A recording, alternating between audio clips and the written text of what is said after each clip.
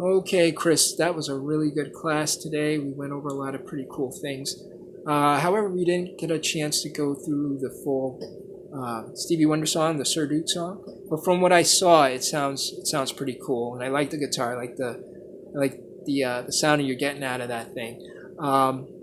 It seems like you're getting more confident with it too, so that's good. We still need to work on the Last of the Mohican song. But right now, what we're going to do is I'm just going to go a little bit deeper into the pointers I was giving you today as far as the modes to play in and this that and the other thing. So starting with the lullaby song, what we did there is we were doing the C minor, right? Whenever you see this, right, this is the shape for that minor, starting from the fifth string down. That's what it looks like. If you see that, that's a minor seven. If you see the people you're playing with do that, that's a minor seven. If you see this, you know that's a minor from the sixth string. The root would be on the sixth string. If you see him do that, that's a minor seven. I just want to get that out of the way. Because we may have to use that in the future. I may explain a few things that are similar to what I showed you with using the third mode with the C minor. All right, so in that respect, when we're doing the C minor, boom, like that from the fifth string, the root being on the fifth string, that means that that third mode contains that shape. All right, so whenever we do this,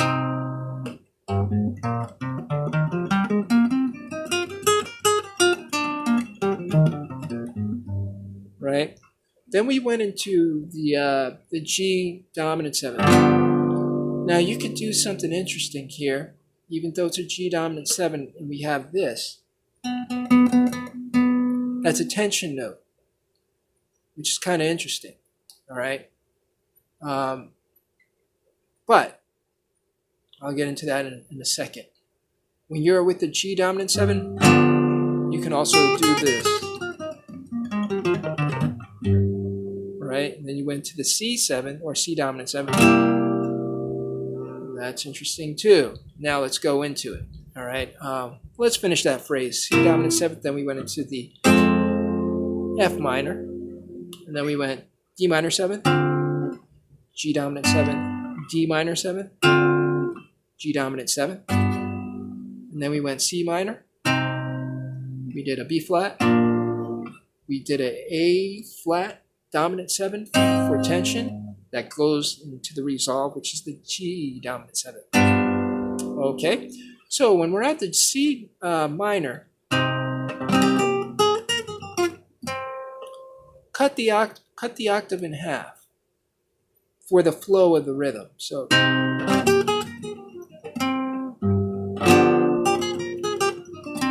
right, and then you're here at the C dominant 7 or C7.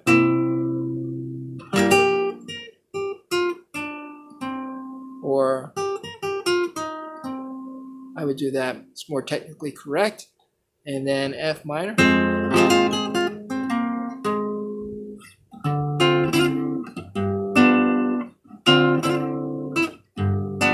And then C minor.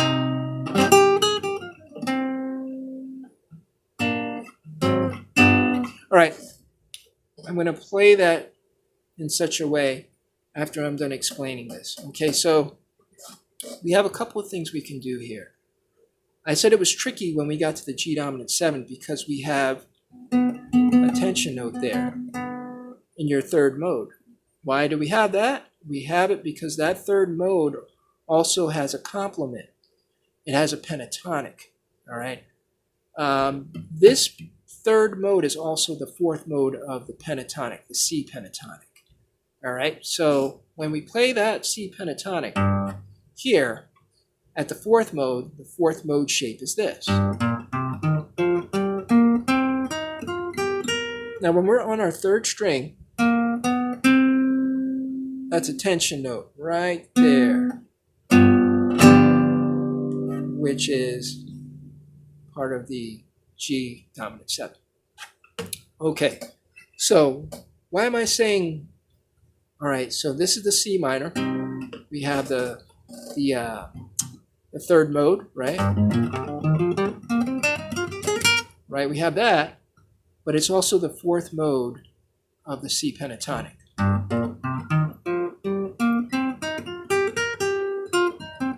Right? Okay. Let's go somewhere else with this. Let's say we're in the key of G major. We know that the third mode of the G major is on your 7th fret. And it's the same shape that we did for the lullaby song in the 3rd fret. So it's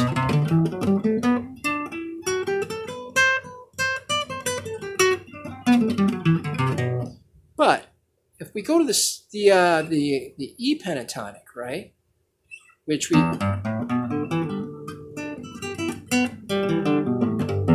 did that, right? So 1st mode, 2nd mode, 3rd mode, 4th mode. When we went to the 4th mode, it was this. All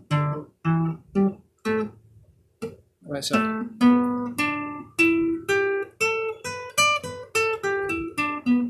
I'm just using the screen to play for reference, so that's why it's kind of weird.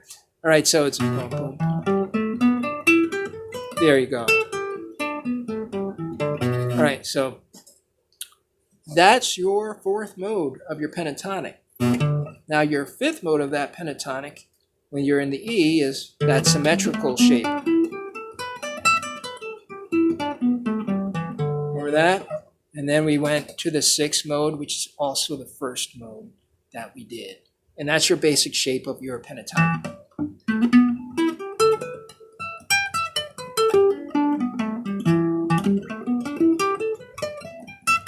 Right?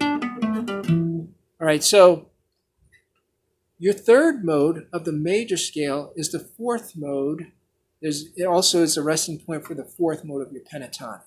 They play differently. One has lesser notes. All right, so, and that would be the pentatonic, of course. But here's the thing. Let's switch back to the key of C minor, and we know this is the 3rd mode of the D sharp major, which holds the C minor. Right, same key. But that's also where you're going to play that 4th mode of the pentatonic. Right, that shape that we did here. We're doing it here. I'm telling you that because that tension note is in the G dominant 7, right? So we're here. Yeah, there it is. That's the tension note right there. Right?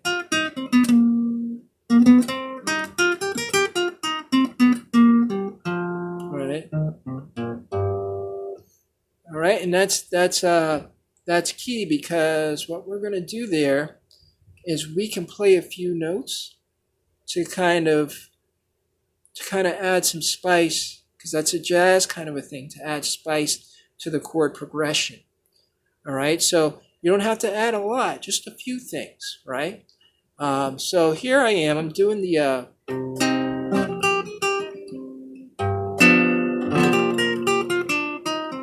right?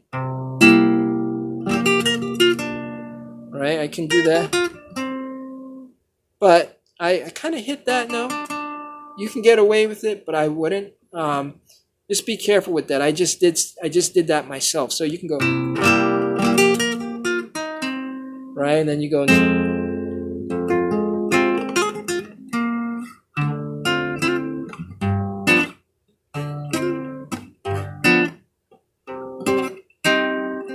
right.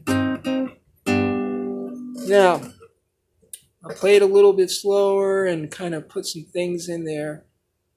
You don't have to do exactly what I'm doing, but keep it simple, right? Keep it simple if you're playing the chord progression. But if you're playing like an introduction to the song, you can do pretty little.